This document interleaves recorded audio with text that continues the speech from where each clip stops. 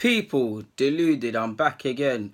Palace versus Arsenal on Sunday, so we might as well preview it. I know I'm cheating a bit because I've previewed this game already, but I missed some points out and I thought it's an excuse to use this. I know some of you go mad for it. There's not that much to say, so I won't force it. But in regards to Palace, when someone says Crystal Palace to me, I like the club, I like the fans, I got no smoke with them. I think they're some of the most loyal fans and some of the most rocking fans. But specific to the team, the danger areas. I've showed you this because this is what you typically see at Arsenal more time than not, and we cannot see it against Thingy. We cannot have it happening against Crystal Palace, and it will happen if, in my opinion, if don't get me wrong, I love how we like to play and assert ourselves, but at times I don't feel you can play Mkhitaryan, Mesut Ozil, Aaron Ramsey, and to a degree Iwobi all on the same field at times. Excluding Iwobi from that for a bit, I say them three particular because their strengths are on the ball. They all want to get into the ball. That means that, and especially because two of them, normally Ozil or Mkhitaryan, will start from wide areas. I'll show the example in a bit in regards to why I think that could harm us. But so you make sense of that, remind me. How can you remind me? This now, Bissaka and whoever plays right back for Palace, but specifically the left hand side. Van Aanholt is a bit suspect defensively. So if you put balls in early, in fact, let me show you. I think Crystal Palace just generally, one issue they have, because they've had injuries and not been able to name their first choice back four too many times. One bit you can get at, especially if they're nervous, balls in behind. Let people Aubameyang, let Lacazette come deep. If one of them's getting too tight, space is already there. Do you get it, people? Iwobi can get involved. Away from that, balls in behind. We need to put. I want to see early balls, but I want to see balls in behind. Force Van Aanholt to come back. His instincts are to go forward. You see how the gaps are opening, people. If we pretend this is Zaha for a minute, Zaha's clearly an attacker. He's gonna go forward. In fact, if he plays on the left hand side, he's gonna drift. I was gonna put defenders there, but you lot are smart enough. He's gonna drift inside. That's gonna leave this to go with him, which we need to be. I'll get onto that, but we need to be switched on there. But going back the other way, there's spaces, and we've been countering teams very well this year, so we could take advantage of that to a degree. Now, from an Arsenal fan's perspective, what I don't want to see happen. Disregard this hand side for a minute, yeah, people, and let's bring Zaha back here, yeah. What I don't want to see happen is this. Ignore this side. Typically, Hector Bellerin. Now, if I've said Zaha's strengths are going forward, and Van Aanholt needs no license to get forward, and there's one man, 1 into 2 don't work, does it? My maths is dead, but it doesn't. He's either gonna have to.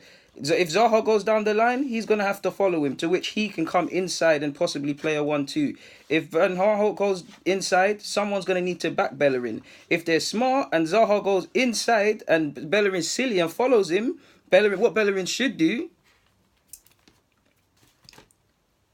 we need defenders now. If Van Aanholt and Zaha come inside, if one of them comes inside, let's say this is Zaha. If he comes inside off the left-hand side, you pass him along to Socrates or Mustafi and you deal with him. But if they play 1-2s, and you've seen Bellerin many a time cover too much, take advantage of them wide areas. So I need to see us pay a lot of attention to the wide areas, in my opinion.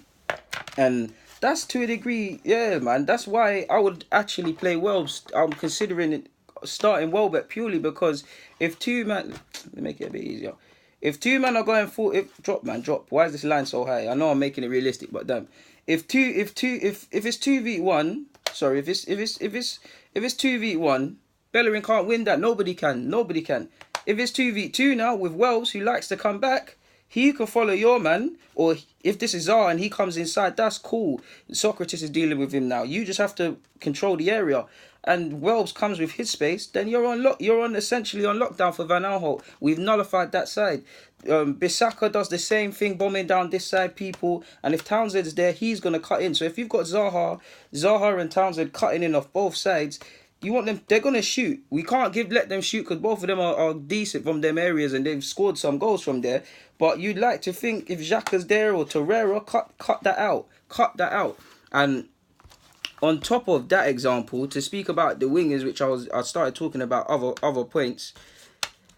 How can I make this make sense now? These are the wingers. These are the midfielders.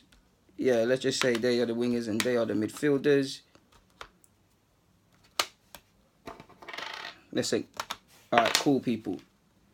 All right, so 4-2-3-1, yeah, or whatever, the Christmas tree now, yeah, or whatever. You got the pivot, you got the three. Do you get it? That's the defenders. Ignore these people for me right now, people. But typically, that's how you should set up in it. Wingers should be wingers, and that's what happens a lot of the time.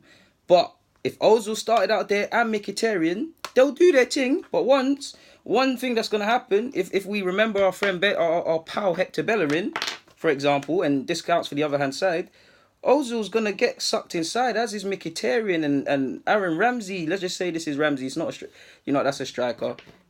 Aaron Ramsey's gonna get sucked inside. So if they're both doing that, people, what's gonna happen logically? Football's not a hard game. If the team is narrow, obviously you're gonna take, if your opposition is narrow, you're gonna take advantage of wide areas. Again, Bellerin could find himself doubled up against. Do you see it, people? All the great attack, Ramsey. Iwobi to a degree, Ramsey, all of them, they all want to get tight. Mkhitaryan, they all want to come inside and get onto the ball. That's their natural instincts. That's how they've played football. They're creative players. There's nothing wrong with that. And then obviously you've got we're a compact team already. We're not the most widest of teams, so you can see how issues are developed. Versus, let me make this make sense for you guys. If we play with actual men that are wingers or can play in them areas or show a willingness to play in that area. Let's just keep it as a pivot to make it simple. If we're staying actually wide and protecting these areas with Bellerin and Monreal, then it's a 2v2. Then it just comes down to what team is going to be sensible. Oh, people going to drop. Oh, sorry, people. It becomes a 2v2. Then it becomes... Do you get it, people? Football's not a hard game, you know. Like, no matter how much jazz these people use, it's a simple game. These are some of the things I would be on the lookout for against Palace, to be honest with you. Not everything, but they're just some of my things, innit, people? But thank you very much for tuning in. I got nothing more to say. On that note, people, deluded, comment, subscribe, and do the rest if you wish. I'm out. Thank you very much for tuning in.